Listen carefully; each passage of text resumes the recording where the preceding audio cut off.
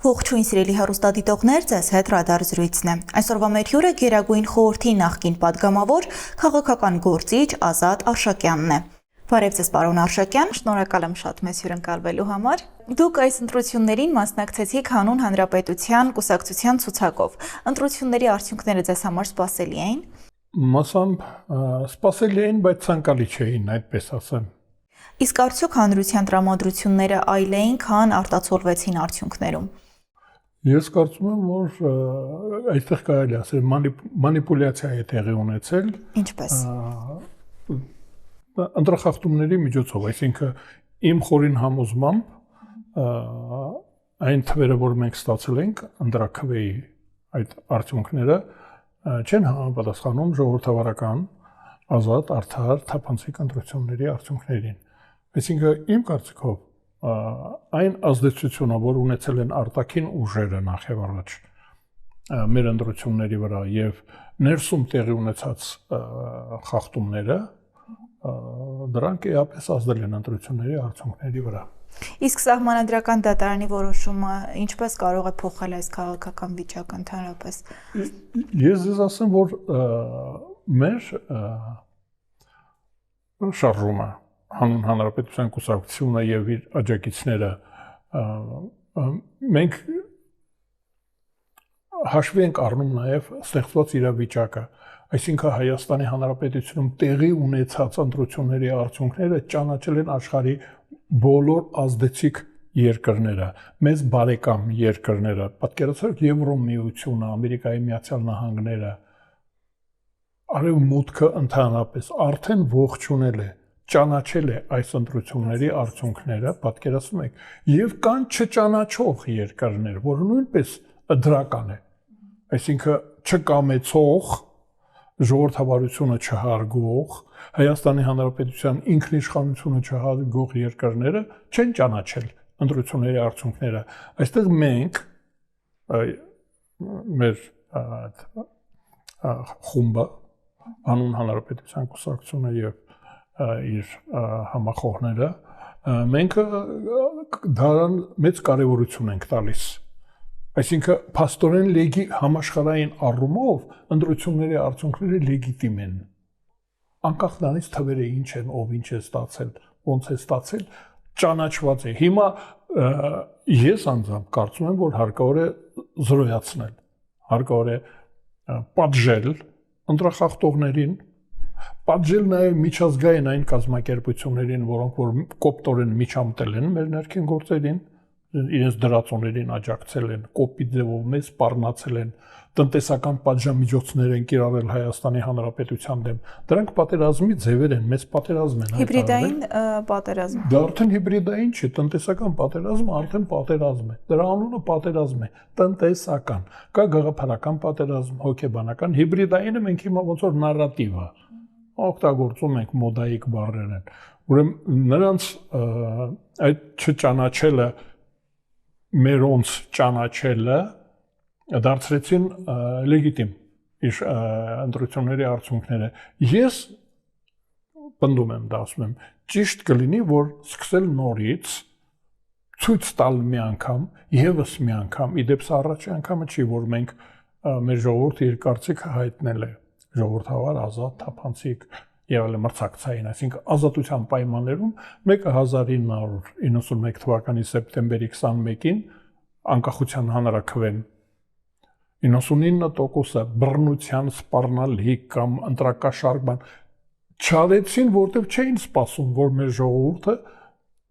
դուրս կշպրտի իմպերիային Հայաստանի տարածքից անկախություն կհռչակի, չէին սպասում, կարծում էին, որ մի բան կասեն հայերը,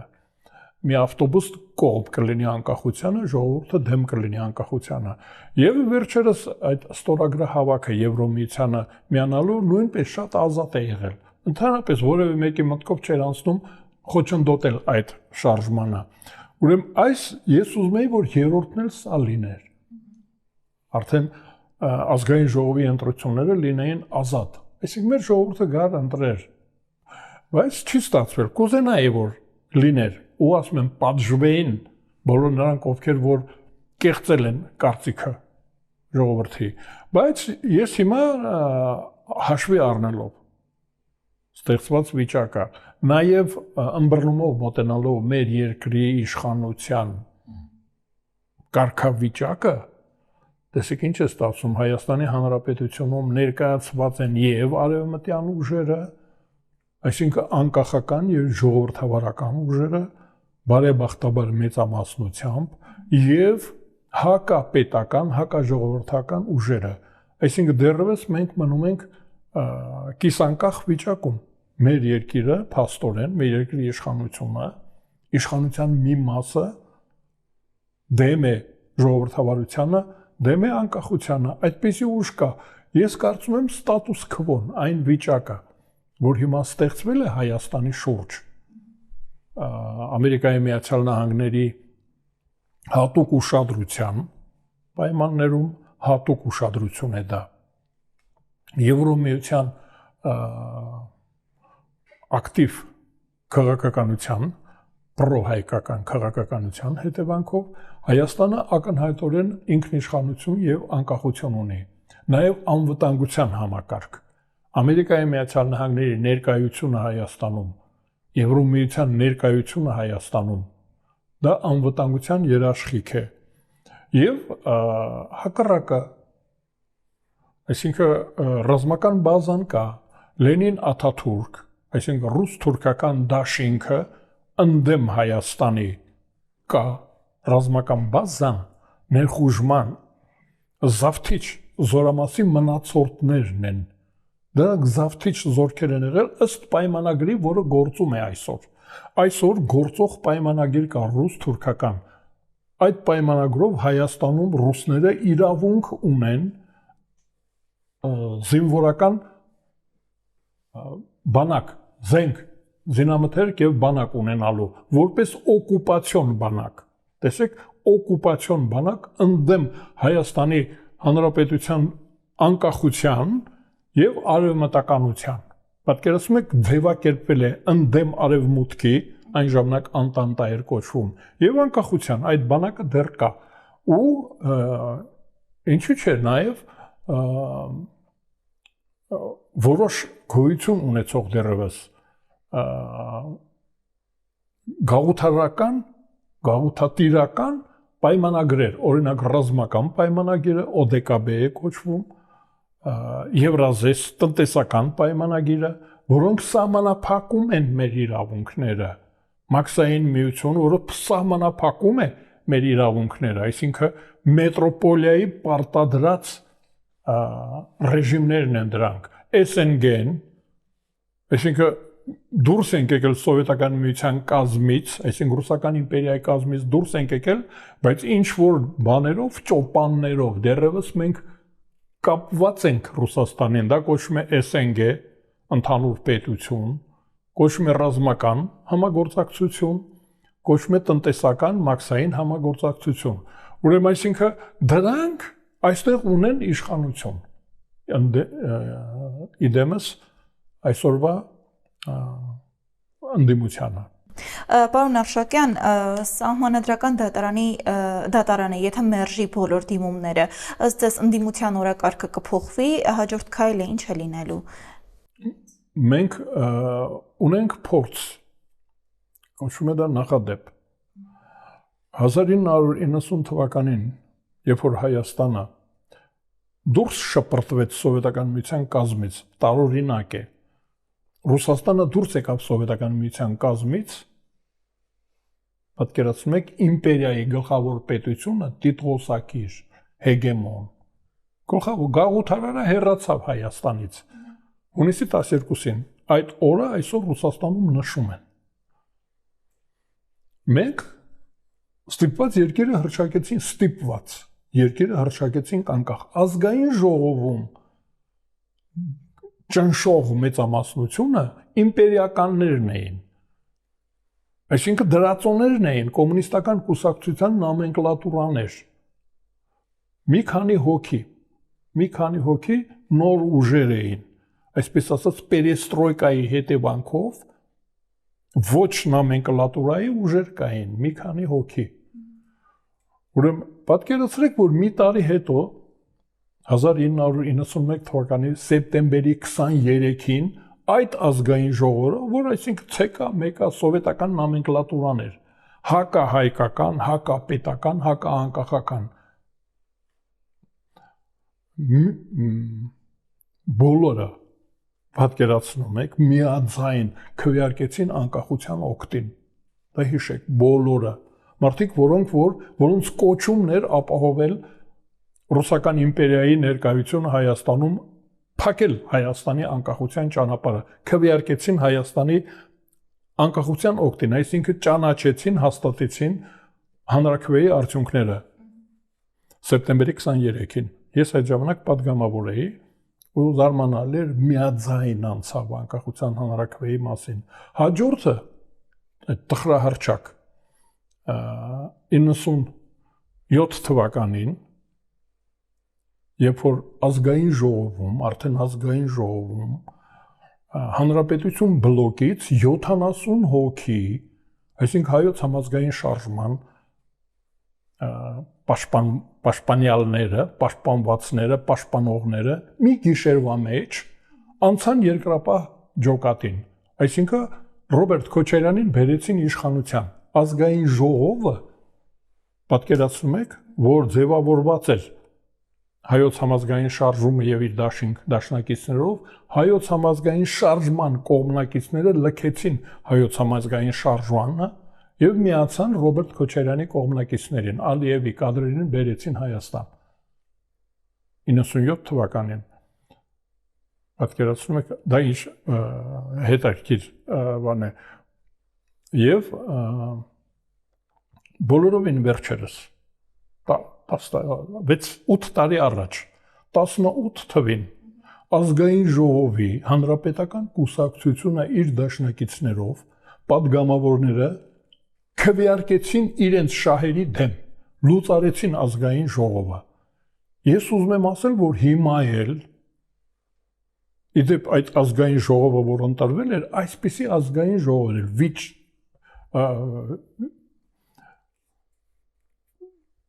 միանշանակորեն չէր ընդունվում արդյունքները։ Մի տարի հետո իրենք քվեարկեցին եւ ազգային ժողովը լուծարեցին։ Դա տեխնիկական հարց էր այդ, եթե հիշում եք 18 թվականի հեղափոխությունը, Թավշյա հեղափոխության հաղթանակը նաեւ ազգային ժողովում քվեարկվեց։ Հիմա ես կարծում եմ, որ մենք քանի որ այդպեսին 3 օրինակ բերեցի, չէ՞ ես, 3 անգամ ազգային ժողովը արտառոց քվեարկություններ է անցկացրել։ Հիմա ես մտածում եմ, սրանք էլ մի օր կքվեարկեն Հայաստանի անկախության օգտին։ Այդ քանի հոգին, որ հիմա դրածո են ակնհայտորեն ժողովրդավարությանը եւ անկախությանը դեմ են։ ՌՖ-ի, Ռուսաստանի նախագահի եւ այլ պաշտոնյաների հայտարարությունները հիմք ընդունելով եւ իրենց հայտարարություն, իրենց ծրագրերի հիմք ընդունելով եմ ասում, նրանք ընդհանուր միության, ընդհանուր պետության, ինչ որ վասալության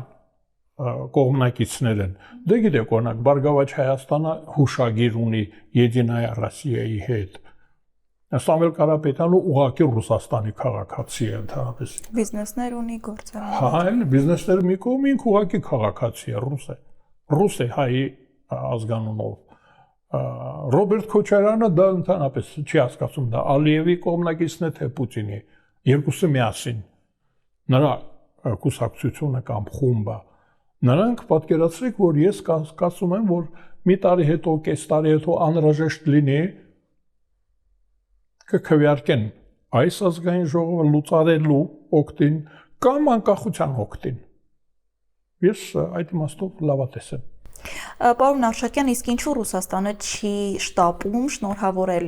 վարչապետ Նիկոլ Փաշինյանին ընտրություններում տարած հաղթանակի համար, այն դեպքում, երբ առաջ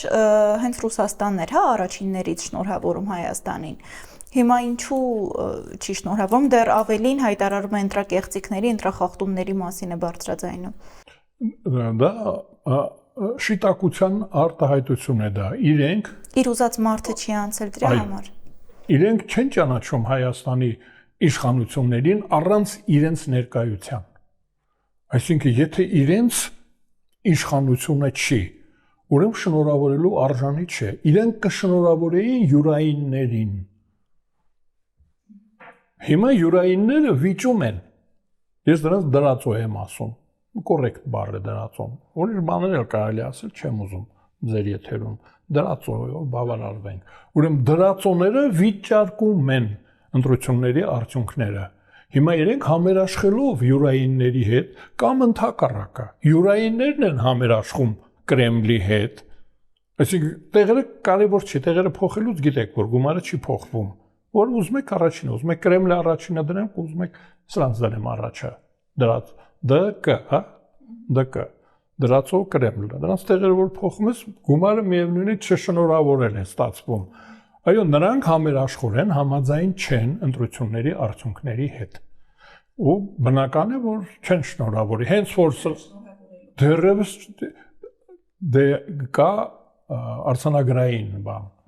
Այսինքն չշնորհավորել նաև նշանակում է չճանաչել։ Ինչքան կարելի է չճանաչել, եթե Սահմանադրական դատարանի որոշումը լինի, որևէ որոշում, այդ որոշումը գոնե պետք է ճանաչեն։ Եթե չեն ճանաչում, նրանք քաղաքացիական պատերազմ են հայտարարում։ Իրենք դրա փորձում ունեն։ Դու գիտեք, 17 թվականին, 1917 թվականին Ռուսաստանը քաղաքացիական պատերազմ սկսեց, ավարտեց 1991 թվականին պետությունը լուծարվելով դեկտեմբերին։ Որովհետև իշխան երկար տարիների քաղաքացիական պատերազմի փորձ ունեն։ Հիմա էլ իրենց մոտ այնքան էլ կայուն չի։ Այնտեղ իրար կոտորում են բավական լուրջ։ Ուրեմն ես կարծում եմ, որ դրանցից մեկի իրենք համերաշխորեն կճանաչեն Հայաստանի Հանրապետությունում գործող իշխանությունը, կշնորհավորեն կամ քաղաքացիական պատերազմ կնախաձեռնեն եւ կպարտվեն։ Իսկ Փաշինյան-Պուտին հանդիպում, կոնտակտներ պատկերացնում եք կլինեն։ Խիստ անհրաժեշտ է։ Ռուսաստանը կախվածության մեջ է այսօր Նիկոլ Փաշինյանից, չեմ ասում Հայաստանից, Նիկոլ Փաշինյանի կամքից։ Նիկոլ Փաշինյանը, որ ուզենա կփակի այն ծորակը, ուզում եք արահետ ասեմ, կալիտկա, դռնակ, որից որ Ռուսաստանը ստանում է մաքսանենգ ճանապարհով իրեն անհրաժեշտ ռազմաստրատեգիական նյութեր։ Խիստ անհրաժեշտ նյութեր, ֆինանսական ինչ-որ մախինացիաներ է անում, թույլատրված է Հայաստանի Հանրապետությանը, թույլ են տվել արևմուտքից 56 պետություն, 51 էր, արդեն դարձավ 56 պետություն Ռուսաստանի դեմ կիրառում է տնտեսական պատժամիջոցներ։ Այդ 56 պետությունները մատների արանքից են նայում, թե ոնց է Հայաստանը աջակցում Ռուսաստանին մաքսանենգությամբ։ Ուզում եմ ասել, որ Պուտինը պետք է անպայման Նիկոլ Փաշինյանի հետ լավ հարաբերություններ ունենա, թե չէ սա կփակի Նիկոլ Փաշինյանը։ Այդ արահետը կարող է փակել ֆինանսական մախինացիաների, տնտեսական մախինացիաների արահետը։ Իրենք դա անում են։ Օրինակ տնտեսական պատերազմը, որ մեզ հայտարարեցին, դա սահմանափակումները։ Դա ինքնավնասարարություն էր նախ եւ առաջ, որ իրենք չեն ստանում, իմ կարծիքով որակյալ սննդամթերք Հայաստանից, իրոք խիստ անհրաժեշտ իրենց ժողովրդին հյուսիսում ապրող արև կամ մեր սննդամթերքի մեջ, նույնիսկ կոնյակի մեջ։ Դա չեն ստանում եք, երկրորդը իրենց աջակցող ձեռքին խփում են։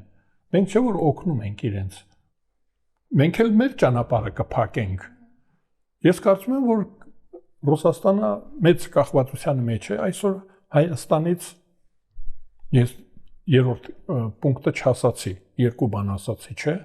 մաքսանենգությունը եւ գյուղատնտեսական անհրաժեշտ։ Ոչ միայն գյուղատնտեսական մթերքները, եւ նաեւ մեր հայկական համայնքը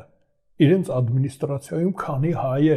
հավատարմորեն ծառայում իրենց, բավոր անհավատարմություն ցուցաբերեցին, ոնց որ Միասնիկյանն ու Միկոյանը արեցին։ Դուք գիտեք ինչ կլինի Ռուսաստանում։ Պետք է իրենց Միասնիկյանը արևմտյան ռազմաճակատի կոմիսարն էր, պատասխանատուն էր, բացարեց դարպասները Ռուսաստանի գերմանական բանակի առաջ։ Գերմանական բանակը ներխուժեց Ռուսաստան Միասնիկյանի թույլտվությամբ։ Իսկ Միկոյանը ուղղակի ստորագրում էր գնդակահարությունները ռուս մտավորականների։ Պատկերացնում եք հայկական համայնքին չի կարելի թերագնահատել աշխարհում, ոչ միայն Ռուսաստանում։ 3 հանգամանք։ Ուրեմն մաքսանենգությունը տնտեսական սահմանափակումները եւ հայկական համայնքը ամբողջ աշխարհում, Միացյալ Նահանգներում եւ Ֆրանսիայում։ Պարոն Արշակյան, իսկ Հայաստանը կարող է ինքնուրույն քաղաքականություն վարել առանց Ռուսաստանի։ Ռուսաստանի ի հեճուկս Ռուսաստանի պետք է ասեմ, որ Ռուսաստանը խանգարող հանգամանք է։ Առանց Ռուսաստանի Հայաստանը ավելի ազատ եւ ավելի օբյեկտիվ, ավելի արդյունավետ քաղաքականություն կվարի։ Այսօր Ռուսաստանը մեզ խանգարում է բոլոր բնագավառներում եւ չի թաքնվում։ Այսինքն դա ձեր ասած հիբրիդայինը չի, բաց պատերազմ է օրինակ տնտեսական հայտարարվել։ Ինքը մտավ Նագորնի Ղարաբաղ եւ հանձնեց Նագորնի Ղարաբաղը իր զորքերով։ Մեր զորքերը չէին, իր զորքերն են։ Ես ասեմ, դրանից առաջ ղարցնել է ինքը հանձնել եւ բանակով եւ թղթով, փաստաթղթով։ Այսինքն Ռուսաստանը տարբեր կոչումներով մեզ անընդհատ խանգարում է։ Մեզ բարեկամ երկիր չի Ռուսաստանը, ինքը դա հայտարարում է, օրինակ Գալուզինի, Լավրովի, Մեդվեդևի, Զախարովայի հայտարարությունները բարեկամության մասին չեն, դրանք թշնամական պետության իշխանության հայտարարություններն են։ Ես պրոպագանդայի մասին չեմ խոսում։ Ուրեմն պաշտոնյաները տեսեք ինչ լեզվով են խոսում մեր մասին։ Այսինքն դա բարեկամ երկիր չի, փրկիչ չի, ազատարար չի,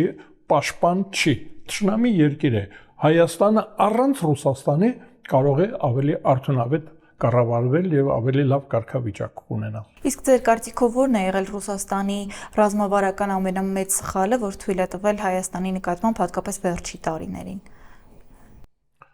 Աջակցելը պատերազմող, մեզ դեմ պատերազմող երկրին։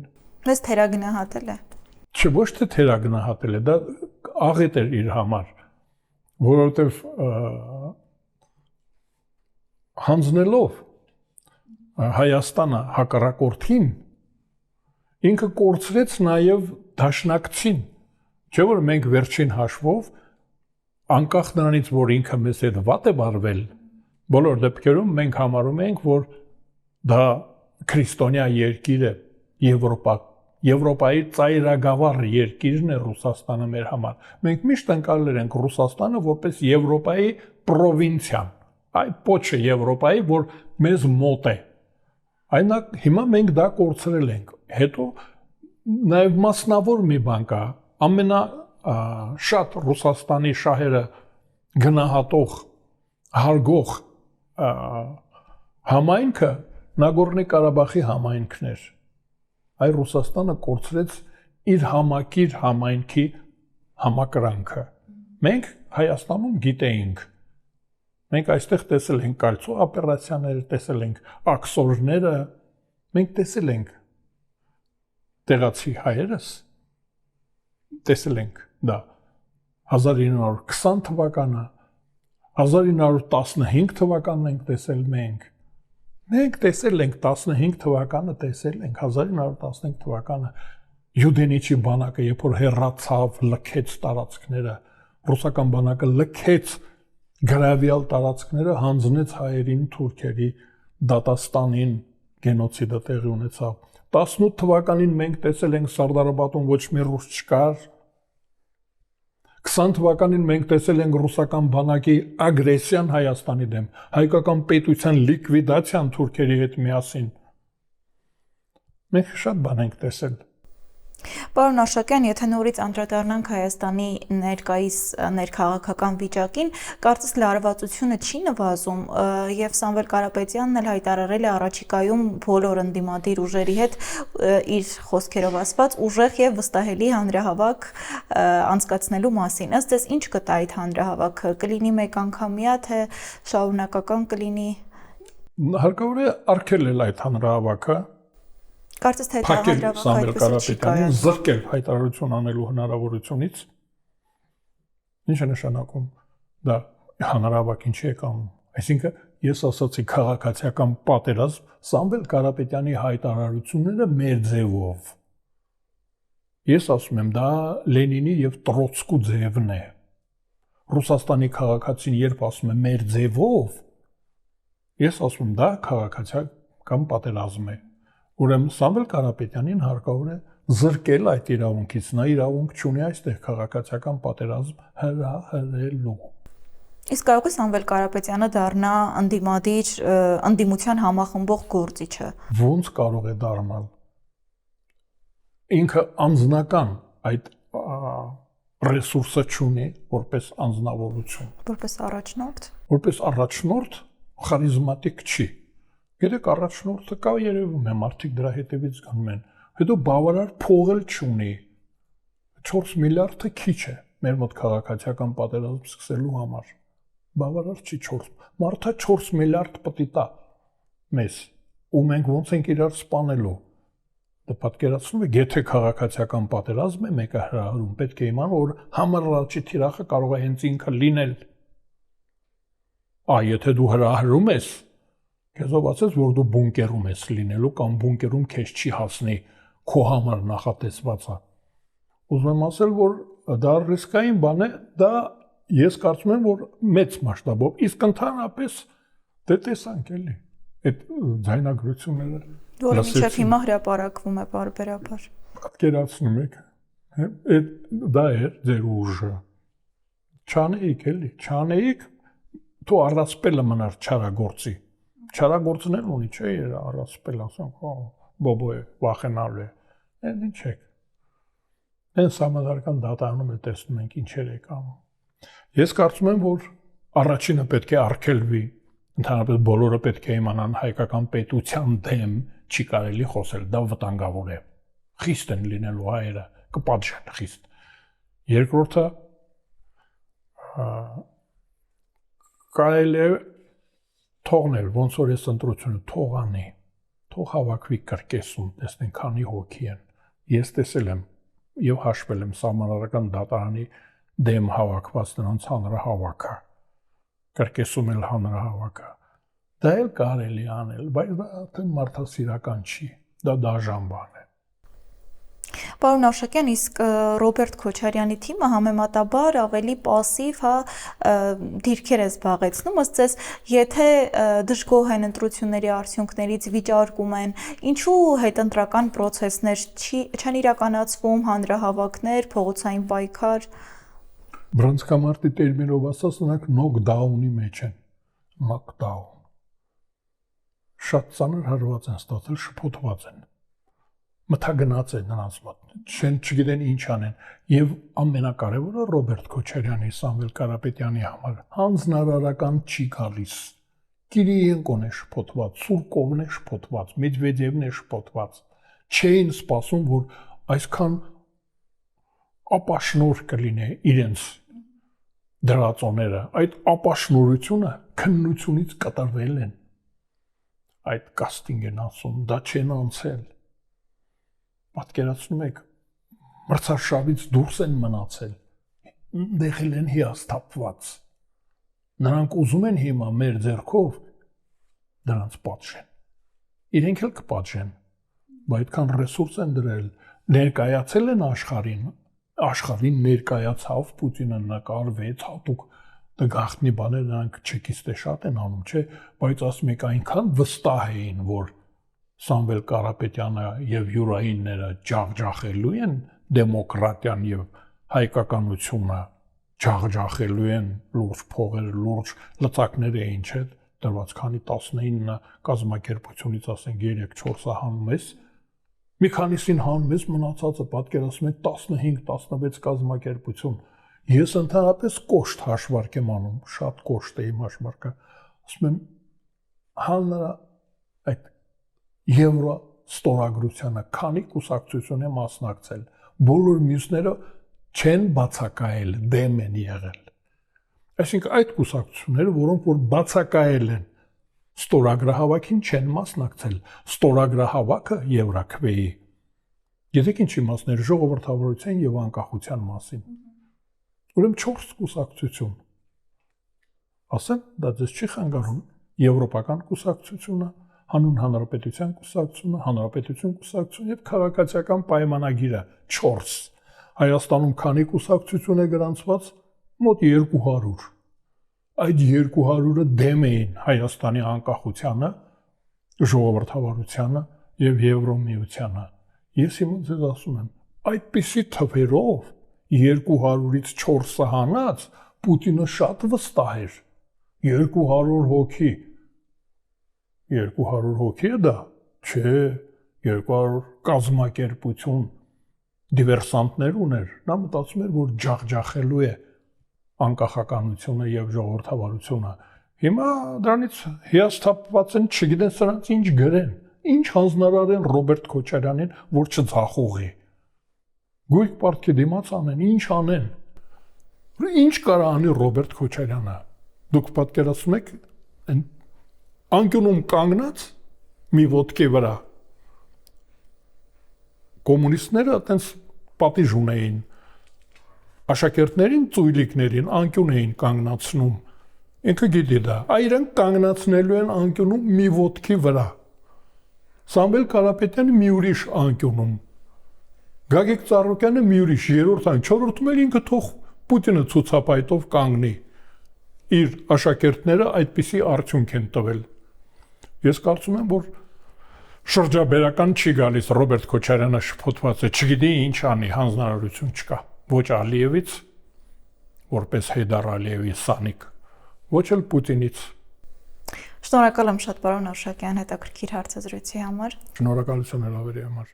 Այսօրվա համար այսքանը, իսկ ես հիշեցնեմ, որ մեր հյուրն էր Գերագույն խորհրդի նախկին պատգամավոր, քաղաքական գործիչ Ազատ Արշակյանը։